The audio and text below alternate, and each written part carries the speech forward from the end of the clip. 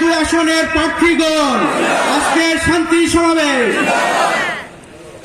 চাই কি শান্তি ও সম্প্রীতি প্রতিষ্ঠা। এইমাত্র আমাদের মধ্যে উপস্থিত হয়েছেন বাংলাদেশ ইহসানুজ্জামান সচিব ভাইকে ফুলের তোড়া দিয়ে শুভেচ্ছা দিচ্ছেন এবং বিশ্বলী খেলা ফরিদপুরের লিখিত জাকের পার্টি বলিয়ান উড়িবে আকাশে বিজয় নিশান জন্মবর্ষর দেশ ইনশাআল্লাহ প্রিয় ভাই আমার এই চুয়াডাঙ্গা জেলাকে বিশেষ করে আমাদের পদ্মা নদীর এপারের মানুষকে ওপারের মানুষটা একটি বৈষম্য ভাবেই দেখে। এজন্য মূলত আমাদের চুয়াডাঙ্গা, কুষ্টিয়া, আমাদের মেহেরপুর, অত্র এলাকার উন্নয়ন তুলনামূলক যে সরকারি ক্ষমতায় এসেছে সেই সরকারি তুলনামূলক কম করেছে। তো আমরা ত্রয়োদশ জাতীয় নির্বাচন সামনে, আমাদের যে দুইজন প্রার্থী আছে আমি বাদে, আমি মনে করি তারা আমার চেয়ে অনেক যোগ্য মানুষ। আমরা যারাই নির্বাচিত হব ইনশাল্লাহ এই চুয়াডাঙ্গা যে অবহেলিত একটি জেলা, চুয়াডাঙ্গা স্বাধীনতার পরে 54 বছরে যে অবহেলিত, ইনশাল্লাহ আমরা এই অবহেলিত জেলাকে, এই জেলার মানুষের মুখের হাসি ফোটানোর জন্য আমরা যা যা করণীয় ইনশাল্লাহ করব। দর্শনা থেকে চুয়াডাঙ্গা যাবো, জীবননগর যাবো, রাস্তাটা ভালো চাই নাকি? আমরা অসুস্থ হলে এখানে হসপিটাল আছে, দামোদা স্বাস্থ্য কমপ্লেক্স, সেখানে গিয়ে একটু চিকিৎসা পেতে চাই, এই নিশ্চয়তা পেতে চাই। আমাদের সন্তানরা লেখাপড়া শিখে বড় হবে, বড় হওয়ার পর তারা যেন চাকরি পায় বিনা ঘুষে, তার একটা ব্যবস্থা যেন হয়, তার একটা দাবি আমাদের থাকে।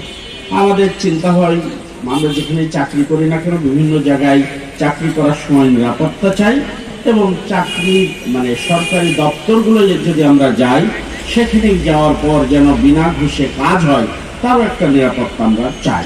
বিদেশের হাত থেকে দেশটা বাঁচুক, আইনের শাসন থাক, এই বিষয়গুলো অর্থনৈতিক উন্নতি হোক, এই বিষয়গুলো আমরা সরকারের কাছে চাই। আর এই শান্তি সমাবেশের এই লক্ষ্যটা তখনই পূরণ হবে যদি আমরা সবাই মিলে আমরা আইনের শাসন মেনে চলি।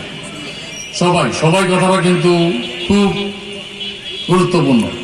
আমি কথায় বলি, আমি এখানে সুন্দর করে ওনাদের মতো বক্তব্য দিতে পারবো না, কিন্তু যেটা আমি বলতে পারবো সেটা হচ্ছে এই বাস্তবতাটা। আপনারা চিন্তা করেন, একটি জেলায় একদম প্রকাশ্যে বলছি, ডিসি সাহেব, এসপি সাহেব এবং ওই এলাকার থেকে নির্বাচিত সংসদ সদস্য যিনি, এই তিনজন যদি ব্যক্তি যদি সিদ্ধান্ত নেয় দুর্নীতি করবো না, করতে দেবো না, কে পারবে দুর্নীতি করতে? তাহলে এই ভালো কাজটা শুরু করতে হবে ঘরের থেকে। কার? একজন রাজনৈতিক কর্মী, একজন রাজনৈতিক নেতা, ওনাকেই সিদ্ধান্ত নিতে হবে আমি দুর্নীতি করব না, দুর্নীতি কাউকে করতে দেব না। তাহলেই আমাদের এই যে দুর্নীতিমুক্ত সমাজ গড়ার চেষ্টাটা শুরু করা যাবে। আজকে শুরু করলে কালকেই সব হয়ে যাবে এমন না।